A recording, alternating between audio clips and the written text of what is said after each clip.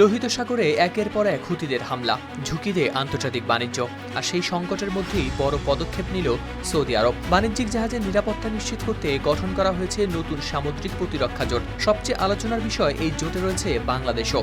কিন্তু কি হবে এই জোটের কাজ, আর মধ্যপ্রাচ্যের চলমান উত্তেজনায় এর গুরুত্বই বা কতটা? লোহিত সাগর, বাবেল মানদেব প্রণালী ও এডেন উপসাগরে বাণিজ্যিক জাহাজ চলাচল নিরাপদ রাখতে নতুন এই সামুদ্রিক প্রতিরক্ষা জোট গঠনের ঘোষণা দিয়েছে সৌদি আরব। এই বহুজাতিক জোটে সৌদি আরবের পাশাপাশি বাংলাদেশ সহ যোগ দিয়েছে মোট 14টি দেশ। সংবাদ মাধ্যম আল জাজিরার প্রতিবেদনে প্রকাশ পেয়েছে এই তথ্য।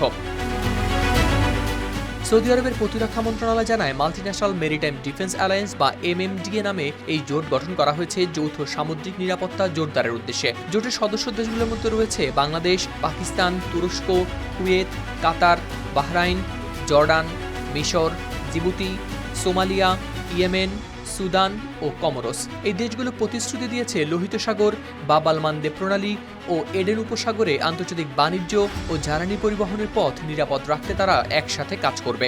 বিশ্বের অন্যতম গুরুত্বপূর্ণ এই সামুদ্রিক করিডোর ভারত মহাসাগরকে যুক্ত করেছে ভূমধ্য সাগরের সঙ্গে। প্রতিদিন লাখ লাখ ব্যারেল তেল এবং বৈশ্বিক সামুদ্রিক বাণিজ্যের প্রায় 10 থেকে 12% পরিবহন করা হয় এই পথ দিয়েই। ক্লিন মাস্টার টয়লেট ক্লিনার, সবচেয়ে সেফ, সবচেয়ে ক্লিন। সম্প্রতি ইরান সমর্থিত হুতি বিদ্রোহীরা সৌদি আরবের জ্বালানিবাহী জাহাজের বিরুদ্ধে দেয় সামুদ্রিক অবরোধের ঘোষণা। এরপর কয়েকটি তেলবাহী জাহাজে হামলারও দাবি করে তারা। পাল্টা হুতিদের অবস্থান লক্ষ্য করে হামলা চালায় সৌদি আরব। এমন পরিস্থিতিতে হরমুজ প্রণালীর সংকটের পাশাপাশি লোহিত সাগরেও নিরাপত্তার ঝুঁকি বেড়ে যাওয়ায় নেওয়া হয়েছে এই জোট গঠনের উদ্যোগ। সৌদি আরব জানায়, জোটের কার্যক্রমের মধ্যে থাকবে গোয়েন্দা তথ্য বিনিময়, যৌথ পরিকল্পনা, সমন্বিত মহড়া এবং প্রয়োজন হলে যৌথ সামুদ্রিক অভিযান পরিচালনা। তবে সদস্য দেশগুলো কি ধরনের যুদ্ধজাহাজ, বিমান বা সামরিক সক্ষমতা দেবে সে বিষয়ে এখনও জানা হয়নি বিস্তারিত।